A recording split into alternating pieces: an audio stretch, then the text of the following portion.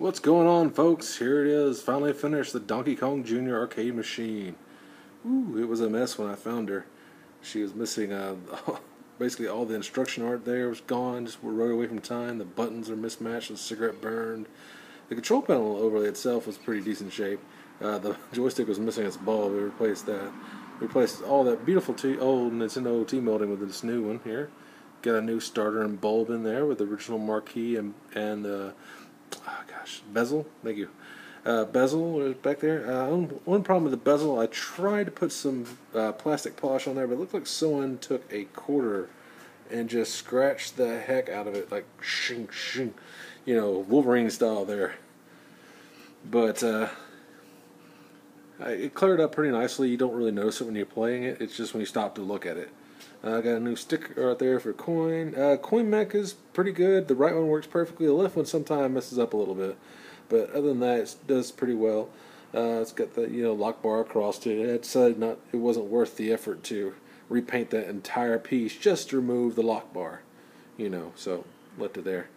It's got new side art on there. First time I put on side art, so it's not the best, but it looks pretty awesome, especially in person. And that's the full-size side art right there, and supposedly the other one is slightly smaller than I got originally, but we went ahead and reordered and got the full size on there. I left the vendor tags on there because that's part of the machine's history. When this is a machine that was on location. It was originally at a skating rink here in Prattville, and you got more tags up there, and there's more beautiful side art there. That's a big mess behind it, but is in a skating rink in Prattville, and then when it closed down, it went to the owner's brother-in-law. He had a laundromat service, a chain of those, and he put them in that, and then eventually, it was down to like 4 or 5 units, and he ended up selling to me because they're all desperate need of repair. But it was a really fun project, and this is the last of that lot. So I am finally, after about 6 months of working on it, completed with this restoration lot. Now, granted, I sold one of them, so I only had to restore 3. But that's not bad. One machine every 2 months in your spare time. So enough of this. Let's go ahead and play, shall we?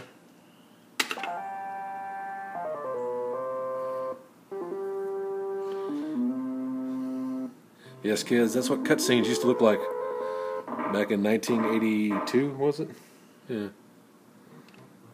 Alright. See if I can prop this up. See, it moves up and down.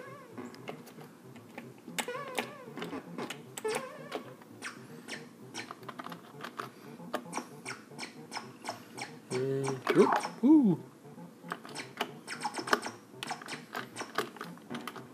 Up. Got me. It's hard to play with one hand because down here, as you see the control, here's the joystick, and way over here is the jump button. But you get the point of it. You see, controls all work and everything. The screen has just been recapped. I went ahead and put a wonderful cap in there from, originally got it from Twisted Quarter, but theirs was missing 2 of them, and it had some vertical collapse, and that did nothing to repair the collapse. So I ended up getting another one from Ian Kellogg, his site. And if you haven't checked out his site, if you're looking for a cap kit, go there. Seriously, he gives you a map to show you where on the chassis all the capacitors are, and he also gives you all the capacitors labeled and inside of some tape there, so they're all organized, and you just pull them out and put them on. It's very, very nice. Opposed to most cap kits that come to you just loose in a bag. But that's the machine. So I'm glad you liked it, and hope to hear from you about it. All right.